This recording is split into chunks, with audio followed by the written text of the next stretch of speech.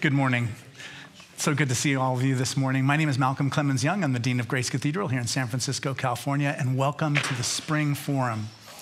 Between World War I and the Roaring Twenties lies a largely forgotten chapter of American history, one whose tensions still echo 100 years later. In these turbulent years, democracy was tested by war, pandemic, and violence driven by conflicts over race, immigration, and labor rights.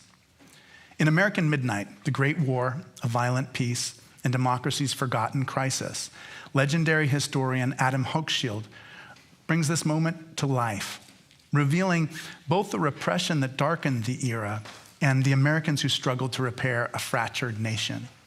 The forces they confronted did not disappear. They continue to reverberate. This morning, we're going to be talking about how the past resonates into the present and shapes the questions we're asking today. Adam, thank you so much for being here. Well, thank you, Malcolm. It's a pleasure. Yeah, I've enjoyed your book so much, and every day in the news we hear how everything's so unprecedented. And as I read your book, I felt, well, it's not quite that unprecedented. And that was part of what I was thinking as I read it. And before we kind of go into the substance of the book, I wonder if you can talk a little bit about what your experience has been as the author of this over this last year. Surely you must see a lot of parallels between what's happening these days in our political scene and what life was like in that period. I do. I think like all of us, I'm appalled, dismayed, horrified by so much of what's going on right now. You know, masked men on the street. Our president started a new war yesterday. And one day after another, outrageous things happen. There are reasons why I'm not as depressed about all this as one might be. Part of that has to do with the pushback one's seeing everywhere, and we should talk about that. But I also find that it helps me to feel a little bit better about where we are now when I compare it with the United States of 100 years ago, because that also was a very repressive time. Yeah. More than 1,000 Americans sent to prison for a year or more, and a much larger number for shorter periods, solely for things they wrote or said. A nationwide vigilante group, 250,000 members, chartered by the U.S. Justice Department. Press censorship on a huge scale, something Donald Trump would love to do. Oh, yeah. Federal government shut down 75 newspapers and magazines it didn't like. So it was a very repressive time back there, and there wasn't as much public pushback as we're seeing now. Yeah. And we can talk more about that, but that's one of the things that I take some encouragement from. Yeah, definitely. I love it. You know, you talk in the introduction, you write something like, how did the war that was supposed to save democracy end up putting so much stress and pressure on democracy at home? And it was a great question, and the whole book answers it. But maybe you can talk a little bit about the forces that led to that war and just how Americans responded to it and how we treated one another. Yeah. Well, the war was sort of the defining thing of that epoch. The First World War, as I'm sure you all remember, broke out in Europe in 1914, and all the nations of Western Europe, the principal nations, began tearing each other apart, inflicting casualties by the millions. Americans had the illusion that this was a problem over in Europe, the old world. We were not involved. We were neutral. And we were officially neutral, although in fact we were deeply involved because American business was free to sell to both sides in Europe, but Germany and Austria-Hungary could not buy any of our goods because they were under a very tight British naval blockade. Nothing could get through. So American business was having a booming time selling war goods, ships, ammunition, guns, planes, and all kinds of food supplies to Britain, France, Italy, and Russia, who were the principal allied countries. So the U.S. was economically very much involved in the war, something that tends to get left out of our high school history books when we talk about that period. Then in early 1917, Woodrow Wilson, the president, then went before Congress and asked it to declare war on Germany. The excuse was that German submarines were sinking American ships. But in fact, Wilson had rebuffed attempts by Germany to have quiet behind-the-scenes negotiations about what kinds of American ships could get through. He was eager for an excuse to go to war. The reason being that his... I'm just going to interrupt you, too. So the American ships were actually, carrying munitions and war material. Yes, and they had been for several years. But in January 1917, the Germans announced unrestricted submarine warfare and say, we'll sink any ships, even if they are Americans. They tried to work out a behind-the-scenes deal with Wilson who let some ships go through because Germany did not want the U.S. to come into the war. Wilson didn't want it.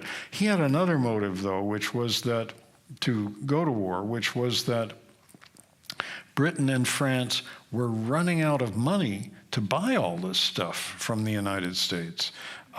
They were near bankruptcy, and his envoys in Europe warned him that unless we too, the United States, become belligerent in this war, and that would open up all sorts of possibilities of government-to-government lending of money, we're not going to get paid for the supplies we're sending them.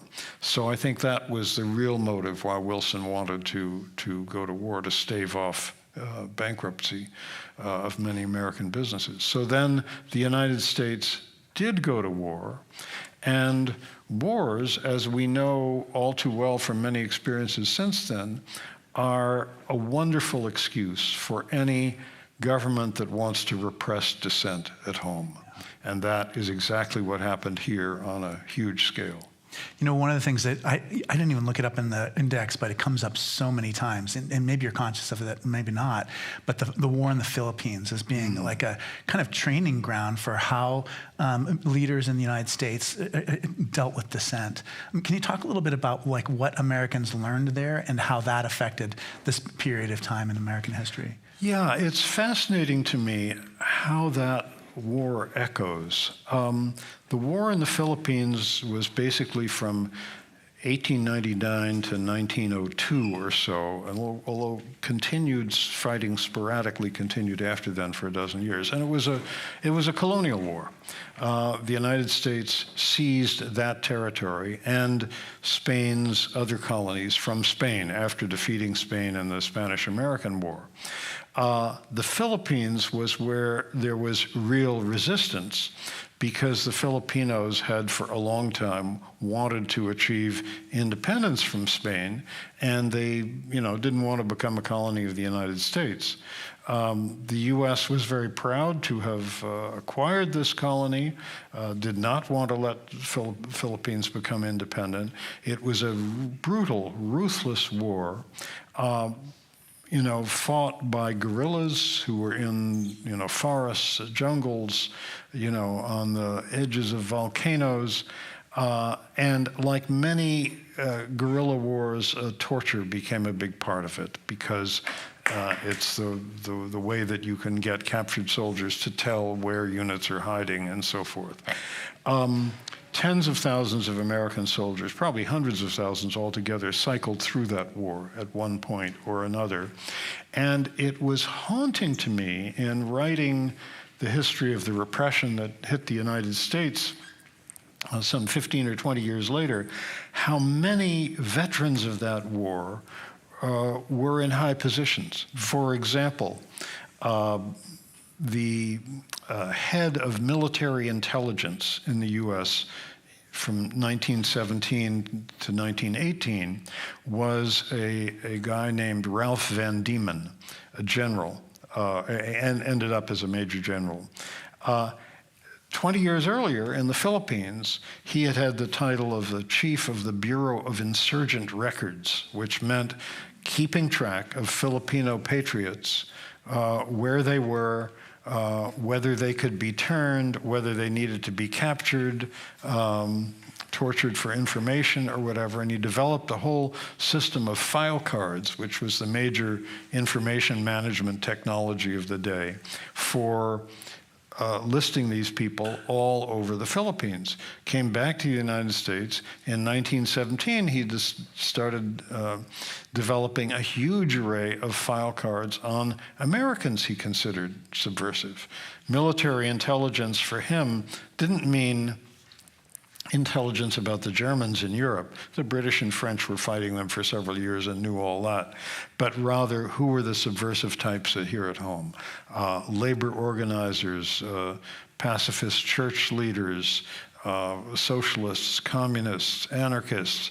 These were the people that he kept track of, using the same techniques he'd used in the Philippine War, and in many cases, some of the people who worked for him were Philippine War veterans. And it's interesting to think that, I mean, just that whole method of organizing, that approach to dissidents, it had such a long life. But why were people so angry about like draft evaders and conscientious objectors? Like, why was that so upsetting to people who were in authority? Well, it's a good question. I think going to war does strange things to a country. And there was a feeling that was pretty widespread in the United States. I hate to say it, but it was true that for the largest war the world had ever seen had erupted in Europe in 1914. And there were many young Americans, young American men especially, who sort of wanted to be a part of it and were angry that their country hadn't joined in. Mm-hmm. Tens of thousands of them went to Canada and enlisted in the Canadian Armed Forces because Canada, being a loyal part of the British Empire, had been in the war since the beginning. There was a feeling we're missing out on something. Then in 1917, Wilson did ask Congress to declare war on Germany. Congress obliged, although there were much opposition to it, and the U.S. was in the war. But and there was a sort of great resurgent feeling of patriotism and excitement about that.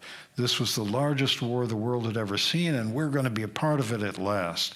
There's a photograph I've used in my book of Boy Scouts marching down Fifth Avenue in New York and breaking into a running down Fifth Avenue, dozens of them all waving American flags that somehow captures the enthusiasm of that period. And I heard about this from my parents, who were young people in that time. And my mother, her father was a professor at Princeton University, and she remembers the tremendous excitement of young men in uniform, and they looked so good in the uniform, drilling on campus, and some of them training to be pilots at a nearby airfield. And the captain of the Princeton football team became one of the flyers and an ace when they went to Europe. There is always this sort of association between athletic and military glory. Yeah. But at the same time, there were millions of people in the United States who did not want any part of this war.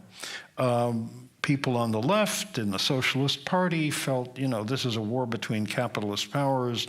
The workers of the world are supposed to unite, not to be fighting each other. Other people felt, some loyalty to countries they'd come from. Germany, Austria-Hungary were very uneasy about going to war against them. And a lot of people simply felt, mostly but not entirely on the left, felt this is not our quarrel. This is a quarrel in Europe. So there was a lot of resistance. And then when there's resistance to something which many other people are enthusiastic about, and your own son or your brother or your nephew is going off to risk his life in the war, there was a lot of anger at those resistors. Yeah, just think of how badly they were treated.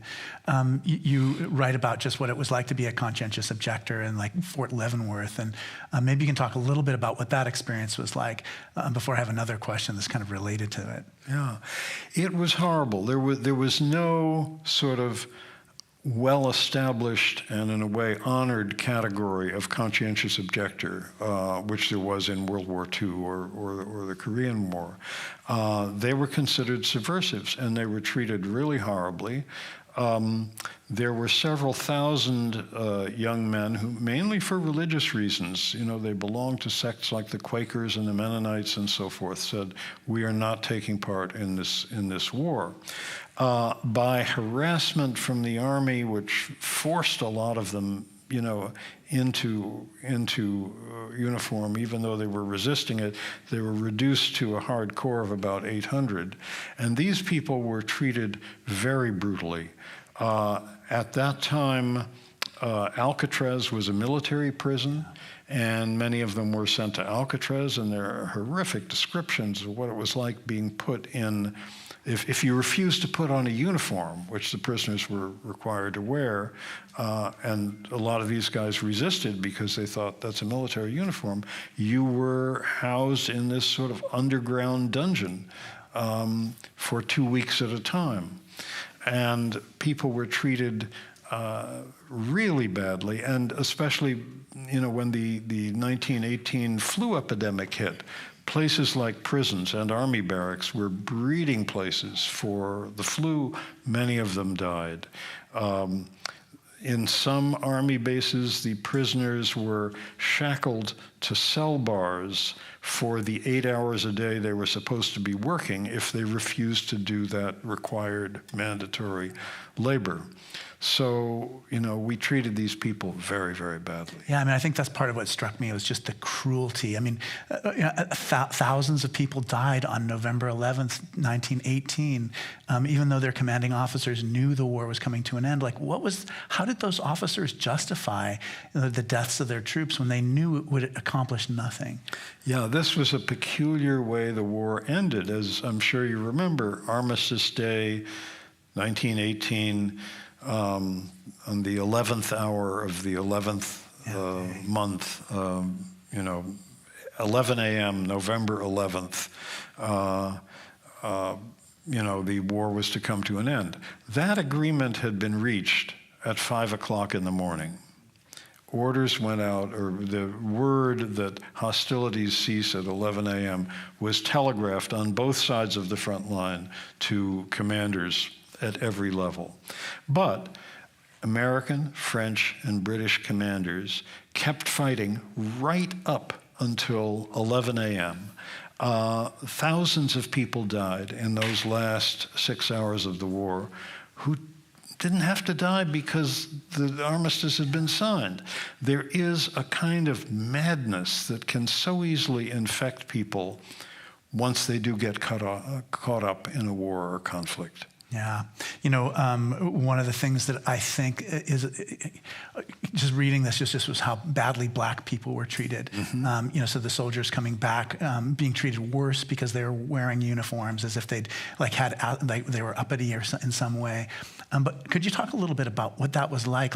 What was W.B. Boyce's strategy to lift up black people in this time where they're treated worse than the communists and worse than the Wobblies, and you have these things that I love that you called them race riots. They weren't race riots. Yeah. They were just wholesale oppressions of huge communities of black people. Yeah. But what was the strategy of the black leaders to kind of address this? There was some division in the black community. There were a few young radicals, like the young A. Philip Randolph, who would go on to become a tremendously important leader in black activism later in the century, who were against the war, said so, and said, black people should not fight in it.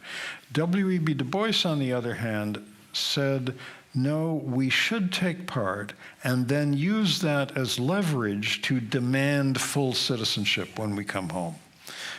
Do your part, fight in the army, and then just be uncompromising in demanding full rights once you get back. He saw that as a strategic move. And so there were roughly 400,000 black American men who did go to Europe and fight. Most of them were used as labor troops, hard labor, unloading ships and so on. Many of them were at the front lines. One black unit from New York spent more days under enemy fire than any other American unit in the war. When they came home, they, some of them had their hopes up that, well, maybe jobs that were closed to us before will be open to us at last. That turned out not to be the case. As I'm sure you know, lynching was extremely common in the United States. Dozens of black men lynched every year throughout the early part of the 20th century. And those included a number of war veterans in 1919, 3 of whom were lynched in uniform, where people in the South saw these guys and thought, oh, they're uppity, they think they're entitled to something, wearing a uniform, let's show them that's not the case. And then tremendous fighting broke out in 1919 because those 400,000 black soldiers were competing for jobs with nearly 4 million white soldiers in the civilian marketplace. A lot of the jobs weren't there because the factories making tanks and guns and planes and so forth for the war had closed down. So fighting broke out, mostly white mobs attacking black people. Dozens of people were killed around the country. It was a very, very nasty time. Yeah. Another thing that it just didn't make sense to me, and it probably doesn't make sense to you too, was just how many political prisoners the United States had behind bars, and then how long it took to release them after the war had ended. Yeah. Well, a lot of things don't make sense. The book doesn't make sense. At least it's clear. Yeah. But as I said, there were roughly 1,000 Americans who spent a year or more behind bars during this period, and a much larger number for shorter periods, solely for things they wrote or said. I don't mean that nobody did anything violent during this period, because there were some anarchists who planted bombs and so forth. But these were people who were arrested, sent to jail, like for a speech they had given. Yeah. The most famous was Eugene Debs, leader of the Socialist Party, 5 times a candidate for president, who was sentenced to 10 years in prison for standing up on a bandstand in Canton, Ohio, giving a speech to a crowd saying American boys should not be dying in this war. Boom, sent to prison for 10 years. And kept there. And he was still in prison when the 1920 presidential elections came around. And in his prison cell, he received more than 900,000 votes for president. Yeah. And he was still in prison when Woodrow Wilson's term as president came to an end. Warren Harding, who succeeded Wilson, whom we don't normally think of as one of our great presidents, was fairly good on this issue of political prisoners, began letting them out of jail, and he not only let Debs out of jail after being in the White House about 9 months, but he invited him to come visit him in Washington on his way home from prison.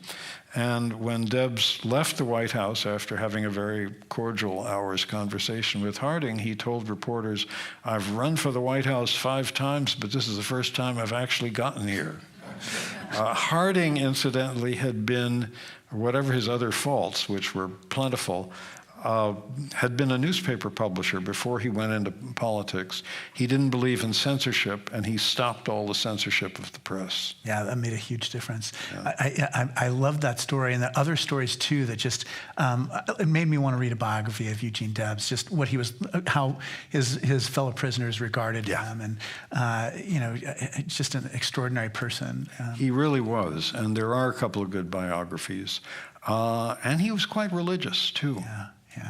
Yeah, I mean, all the heroes in your book are just extraordinary people, like Emma Goldman, and maybe you can talk a little bit about what her story was. Well, Emma Goldman, as you know, was a charismatic anarchist, feminist, very outspoken on every issue of the day.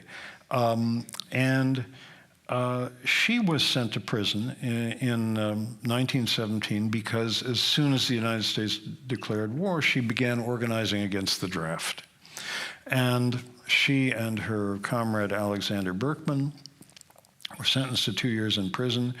She gave a remarkable speech in which she said to the jury in New York that sentenced her, "Gentlemen of the jury," remember there were no women on juries in those days, we admire your patriotism, but our patriotism, let me see if I can remember this exactly. Our patriotism is that of the man who loves a woman with open eyes.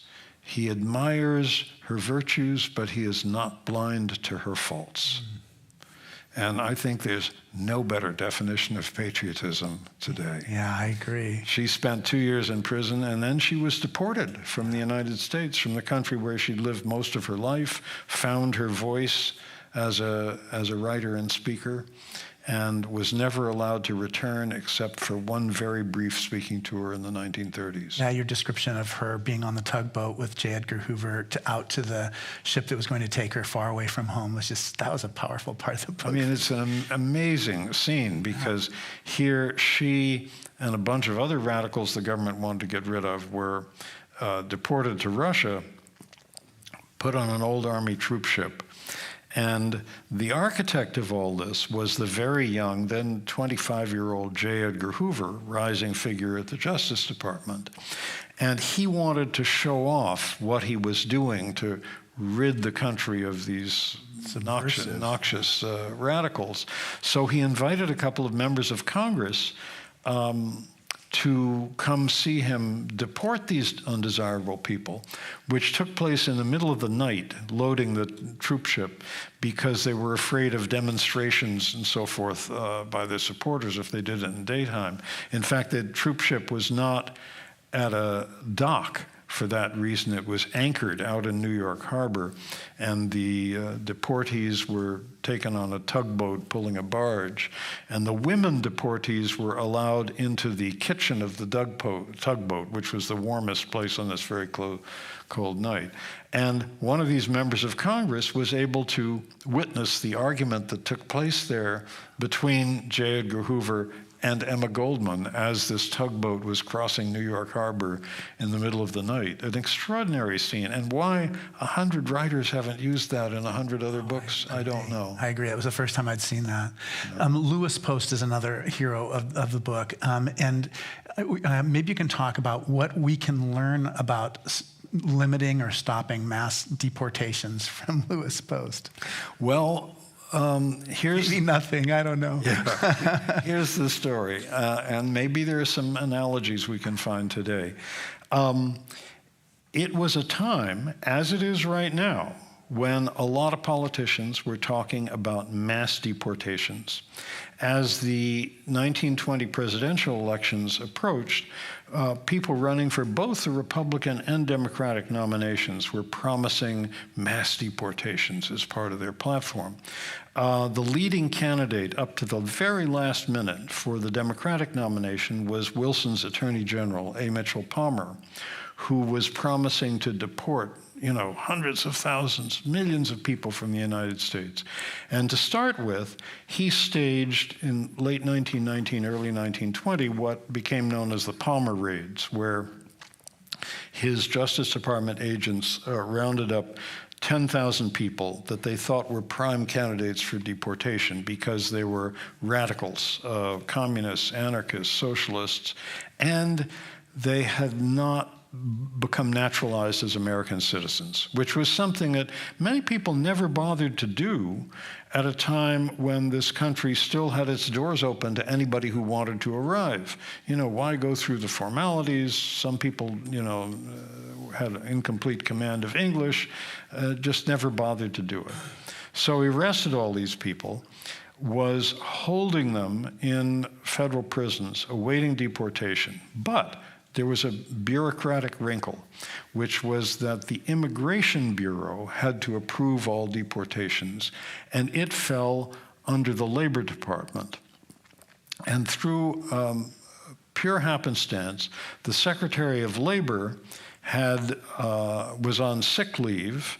The person who normally would have taken his place, the number 2 person at the Labor Department, had just resigned to run for Congress. And that left the number 3 person at the Labor Department, a wonderful man named Lewis F. Post, former progressive journalist, in charge.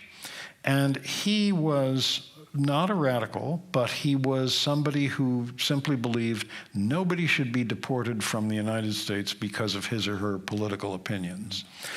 He was also a lawyer and a very, very shrewd bureaucrat, the deep state at its best. And he found that a number of these folks that had been arrested without warrants or with inadequate or incomplete warrants. A number of them were charged with being members of the Communist Party, but the United States actually at that time had two rival communist parties which were squabbling with each other. Each was trying to prove it was bigger than the other, and had listed a sizable number of people as members who were completely unaware that they were being claimed as members.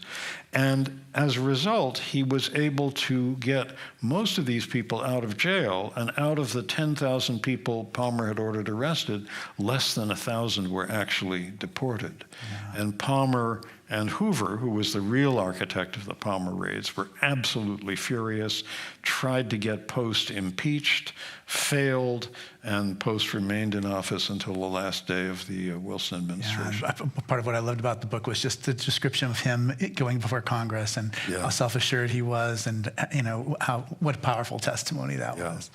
Yeah, so maybe that's what we get out of it, just like a sense of bravery. And you never know who's going to be called to save 9,000 people from being deported. Right. You know, what you mentioned when we were first started, you mentioned just how different the communications world is now. And censorship was such a huge part of the story. And I have to say, I was feeling very grateful that we have the kind of communications that we have now when I was reading about it. But maybe you can talk a little bit about how the Postmaster General had such a huge role in censoring magazines, newspapers, et cetera. Yeah, I mean, in those days, no internet, no radio broadcasting yet, no television, and the medium of communication was print. And for any print publication that wanted to reach outside the town or city that it was in, you needed the U.S. mail. So the principal means of censorship, which was incorporated in the Espionage Act, which was the principal instrument for all this, a law that in much amended form is still with us, allowed the Postmaster General to refuse the right to travel through the U.S. mail to any newspaper or magazine or newsletter that he deemed unpatriotic or a threat to the war effort. And the Postmaster General was a former Texas congressman named Albert Burleson, ardent segregationist, and he loved being chief censor and used that power to essentially ban from the mail, which meant killing them as publications, some 75 newspapers and magazines, banned specific issues of several hundred others. And ironically, he directed this whole censorship operation from what was then post office headquarters, which 100 years later became the Trump International Hotel. Right. And during its time in that incarnation, I think it's been sold and is something else now, but during its time in that incarnation, you remember in the first Trump administration, where we were so horrified that he was, the heads of state were staying in his hotel. Yeah. He was making money from it. Right. Now the money that they're making is soared far beyond that. But you could actually stay in those periods in that first Trump administration for $4,000 a night in a suite called the Postmaster General Suite in the hotel. You write about the American Protective League, a group that was constituted by the Department of Justice, given badges. Can you talk a little bit about them? And when you see like modern day militias in the United States, what connections do you see between those two bodies? I think there are a lot of connections. I think there are a lot of people who, almost entirely men, who enjoy feeling the martial spirit, that I'm out there defending my country. And especially for, but not everybody wants to do it in the military. After all, you're under orders, you may get sent to some far corner of the world and, have to live in a tent pitched in a mud flat, and much better if you can march around, swagger around, do your military stuff close to home and go home for dinner. And I think that's the appeal today of groups like the Oath Keepers and the Proud Boys and so forth. And that was the appeal 100 years ago of a lot of militia-like groups. And the one that you mentioned, Malcolm, the American Protective League, was the biggest of them, had 250,000 members. It was started by an advertising man in Chicago who felt there ought to be a way that patriotic Americans who were a little too old to go into the military could help their country in this hour of need. He got the effort to do this chartered by the Justice Department. And if you joined the American Protective League, you got to wear a badge on your shirt or coat that was sort of shaped like a police officer's or firefighter's badge, a shield that said American Protective League, had your rank, captain, lieutenant, operative, commander, or whatever. And then in the middle in small type, it said chartered by the U.S. Department of Justice. So what a thrill. You could wear a badge, a uniform, think you were defending your country, and go out and rough people up on the street. Who got roughed up? It was young men who looked like they might be eligible for the draft, but didn't have their draft cards with them.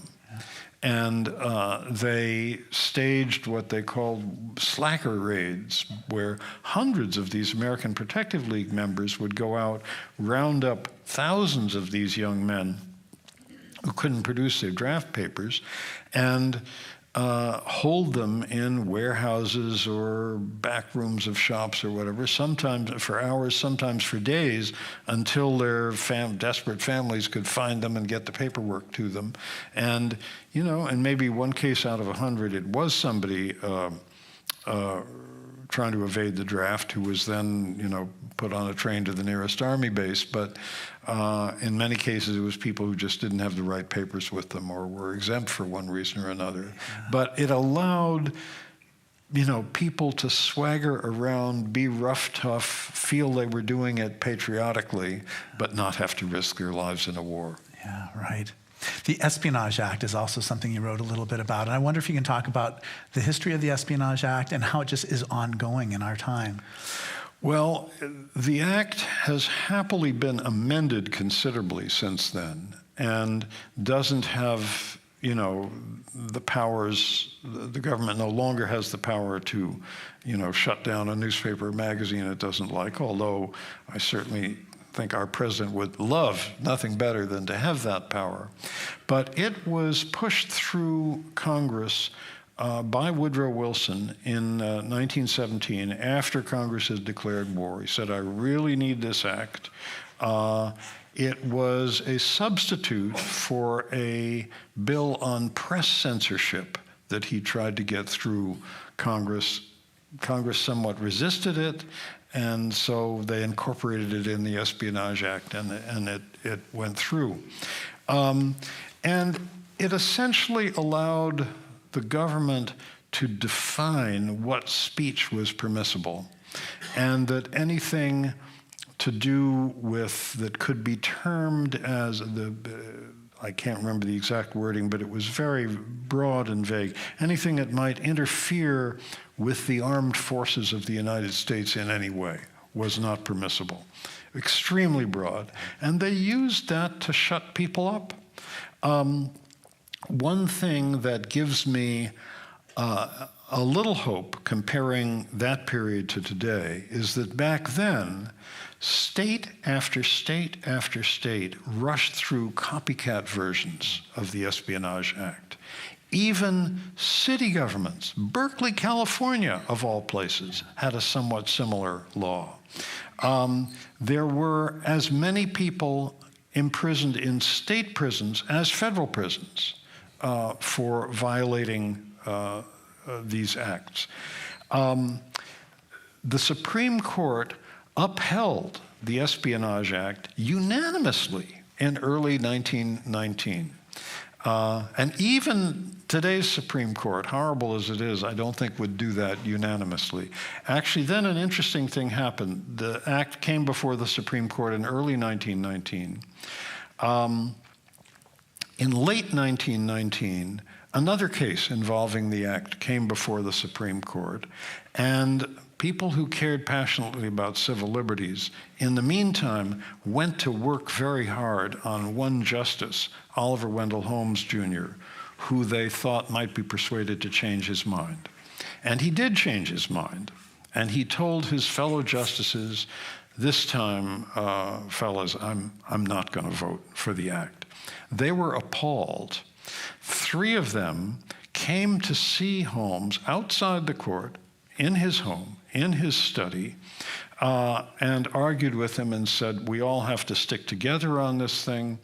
You were a soldier in the Civil War. He was a wounded Union officer in the Civil War. His sword was hanging on the wall above them. Said, you have to be a good soldier, stick with us, uphold this act. Holmes said no. We know about that conversation because Holmes's law clerk was in the next room overhearing it all through an open door. And then Holmes persuaded one of the other justices, Louis Brandeis, to agree with him. So the act was only upheld by a 7-2 vote the second time around. But it's always moving to me when you see somebody persuaded to change their mind. Yeah, definitely. It takes a lot of courage. One of the traditions we have on the program is we take questions from the audience. So if you have questions, we'd love to hear from them. Kate Richards O'Hare was another figure from your book who I was really impressed with.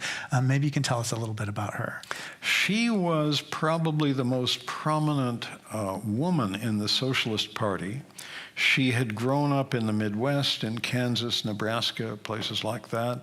She was a fiery orator. She was called Red Kate, partly because of her politics and partly because of a big cascade of red hair. And she spoke out very strongly against the war, and solely on the strength of one speech she gave in South Dakota, she was sent to prison for several years, found herself in the very next jail cell to Emma Goldman, who we talked about earlier, who was serving that sentence for defying the draft. The 2 women who would have argued with each other a lot on the outside, because Emma was an anarchist, Kate Richards O'Hare was a socialist, became fast friends in prison. And each of them wrote later about the other, which is a writer's dream if you're trying to tell history through characters and they meet each other and describe what they think about each other. They traded recipes and joked about Jewish cooking versus Midwestern cooking, and tried to keep each other's spirits up, and tried to keep up the spirits of the other women that they were in prison with, which was an important job. Are those passages that talk about their sense of ministry to the other fellow prisoners? All of that was very... Yeah, a sense of ministry is a good word for it, because I think, you find yourself in a place like that. You're with other people who are suffering, some of them because they took the same stand you did against the war, others maybe for other reasons. I think one of the women in prison with Emma and Kate was a woman who, after many years of spousal abuse, had finally murdered her husband. And so these folks need support. Yeah. So here, let me have a look at our questions. Mass media, the internet, social media, with respect to censorship. On the one hand, it seems to cause people to choose their news and their truth. Perhaps you could discuss this dichotomy, technology as a force for freedom or as a force of repression. Well, I think that says it. It's both. It is a force for freedom. And I feel grateful for that, as I'm sure we all did. You see all those people out in Minneapolis, here are the masked men on the street, and there's everybody in the crowd focusing their cell phones on them, taking pictures, taking films, and so on. That's technology as a force for freedom. It's also, a force for regimentation and reinforcing our prejudices. And the way that social media operates, whether it's Instagram or Facebook or TikTok or anything else, they keep feeding you stuff that you agree with, and that just makes you more and more and more so whatever it is that you believe. So technology can be used for good or evil, and sometimes the same technology can be used for both. And I think we all have to become much more technologically and media-wise literate about these kinds of things. I was appalled, actually just yesterday, I was talking to a guy who teaches undergraduates at UC Berkeley, who was doing a class that partly involves media literacy. And he said one of the things that dismayed him was that his students thought of places like Instagram or TikTok as just convenient methods through which to communicate with their friends, and didn't realize how the material, the news and stuff that they were being fed there was crafted to match what these platforms had learned about them and what their appetite for what kind of news was. Yeah. So I think we need media literacy in the schools. We need parents to teach media literacy to their kids. Yeah, no, I think of AI so often these days, that just how important it is, even if we may not be interested in it, but we need to understand it. Exactly. Because it's such a fundamental change, and it's happening so quickly. Yep. Here's another question. Thanks for writing this emotionally effective book. Passages in American Midnight refer to an Iowa church burned down and a mob attack on a Berkeley pacifist church. How did you feel learning about this in your research? And later in the book are references to great men of COs, conscientious objectors, illustrated by Maurice Becker as a unique echoing the crucifixion of Jesus. Yeah. So I guess what is the role of pacifist churches, in this time period? Because they were of great importance. They were, and I have enormous respect for the people in them who followed their convictions. It was not only in the United States that this happened. An earlier book of mine called To End All Wars focuses on pacifists in Great Britain during this period. Because one of the strange things about the First World War is that all over the world, there were people who sensed at the time, this war is going to remake the world for the worse in every way. And they were right. Because not only did the war, kill 9 million soldiers, and depending on how you count them, somewhere from between 9 and 11 million civilians, but it's impossible to imagine the Second World War without the First, without that legacy of bitterness and resentment at the defeat that was left in Germany. And, there are a lot of people at the time in 1914 in all of the warring countries, here, England, other places as well, sensed that this was the case and resisted. Many of them were religious folk in churches, Quakers, Mennonites, other denominations. Many of them were not so religious, but were motivated by, the International Socialist movement in the sense that workers in one country shouldn't be killing workers in another country. In my book about this period in England, To End All Wars, I describe how in order to support these conscientious objectors, groups of their supporters, their family members, would sing outside the prisons that they were in. And they sang a mixture of hymns and labor songs. And these meant a huge amount to those men behind bars. And I actually gave a talk about that book at the Principal Quaker Meeting House in London, and a women's choir sang some of these songs before my talk, and I just choked up. Well, I mean, that moment when Kate Richards O'Hare hears her son playing the cornet. Yes. Oh, it's just like... Yeah, her son was playing his trumpet outside the prison walls, and she heard it. And, those things just have such a huge effect on people. Yeah. Okay, here's another. Please explain the distinctions between wars of necessity and wars of choice.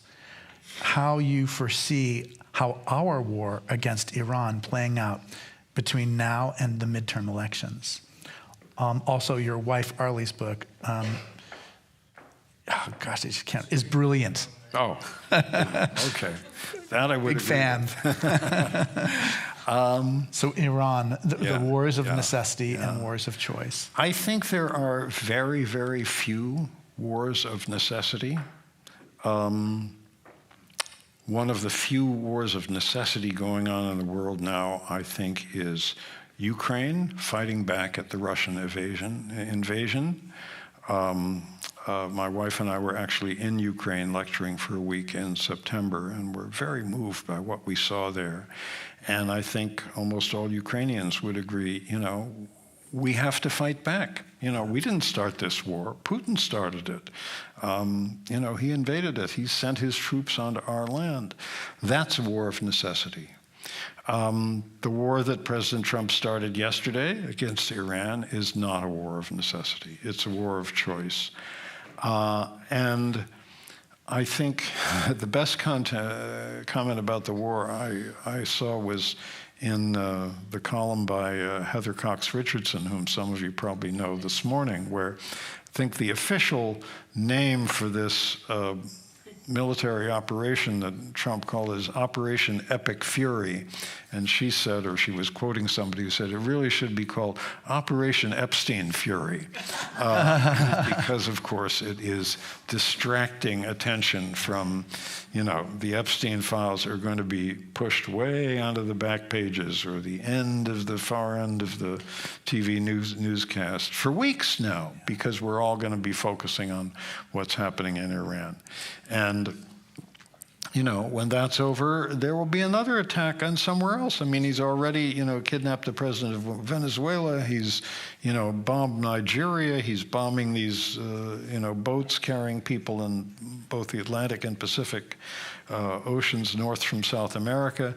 This will continue, and we have to be prepared for it, and we have to not let it distract us from the important things. Yeah, well, I'm so naive, but you're right. To say this will continue today.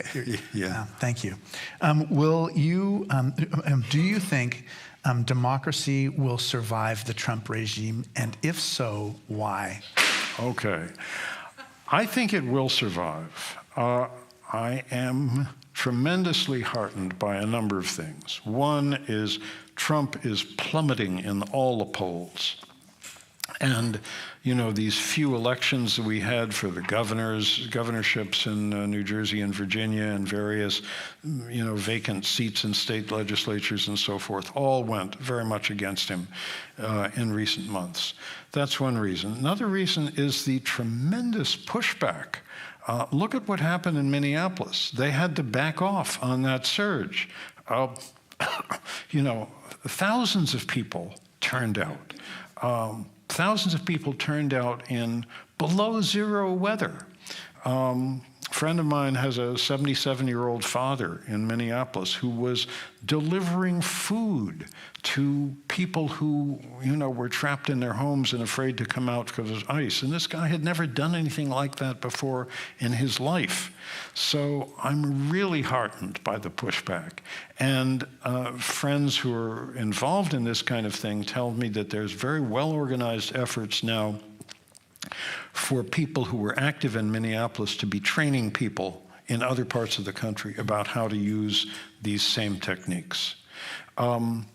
Another reason why I feel optimistic about democracy's survival, and it will not survive without a fight, is that I mentioned earlier that in the US 100 years ago, when this repression hit, state governments raced to pass copycat laws to the Espionage Act. When, we are a United States. State governments have a lot of power. One of the first things Hitler did when he came to power was he dissolved all the legislatures of the German states. Trump can't do that. He would love to, but he can't do that. And a lot of states are pushing back. The new governor of Virginia, who was a sort of moderate Democrat, ordered all state law enforcement agencies to sever their agreements with federal law enforcement agencies. Same thing is happening in other states. Here in California, we're going very different directions. Nationally, Trump is, trying to promote oil, coal, and gas because these people have given, hundreds of millions of dollars to his campaign. California now generates 70% of its electricity from renewable sources, and that figure goes up by 2% every year. Yeah. It's going a different direction. J.B. Pritzker, the governor of Illinois, has openly compared Trump to Hitler in 1933. So all over the country, I see states resisting, and I want to see more of it. So I am optimistic, but it is going to be a big fight.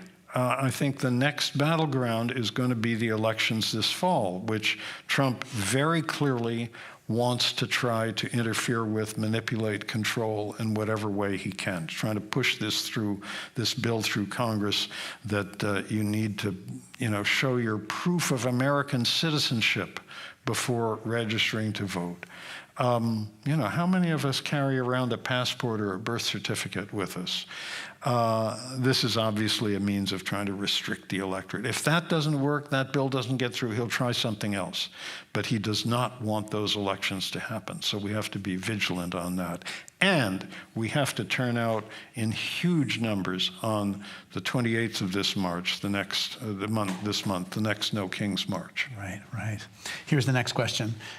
Many think that the Great Depression, think of the Great Depression as the defining moment between the wars. Do you believe that the Depression made the extremism you write about worse, or did extremism in part create a path to the Depression? Well, as it happens, I've been writing for the last 3.5 years, working on a book about the Great Depression in the United States. So I could talk about all this for an hour, which you don't want. I don't think the Great Depression made extremism worse in this country. To me, the Depression and how we handled it is one of the more hopeful periods of American history. We had an extraordinary president, Franklin Roosevelt, who I think during a course of really just the first 5 years of his time in office, basically saw the United States transition to a welfare state, providing things like Social Security, unemployment insurance, and much more that we had not had before. Now, he did this in part because he was pushed by popular movements, which had been demanding this kind of thing for years, but he was willing to do it. And he did the New Deal is filled with, extraordinary other measures as well. Rebuilding national parks, national forests, adult education on a vast scale, vaster than the United States had ever seen before. In the middle of the New Deal, there were more people in government adult education programs than graduated from high schools and colleges that year. Yeah. So I think we handled the Depression pretty well, whereas all over the world, there were examples of people who were handling it in a very different way, the grossest of which was Germany, where Hitler blamed the Depression on the Jews and went after them in an absolutely ferocious way. The American handling of the Great Depression, the New Deal and associated measures, also somewhat reduced for many years, not by no means eliminated, but somewhat reduced the enormous inequities of wealth and income we have in the United States. So I think Americans should feel proud of how they handled depression. I hate to think what would have happened had Donald Trump, rather than Franklin Roosevelt, been elected president in 1932. It would have gone the other way, because it was not just in Germany that people looked for scapegoats on which to blame the Depression. It happened all over Eastern Europe. There were highly anti-Semitic regimes in Poland, Lithuania, many other countries tried to blame the Jews for everything that was wrong. That's terrible.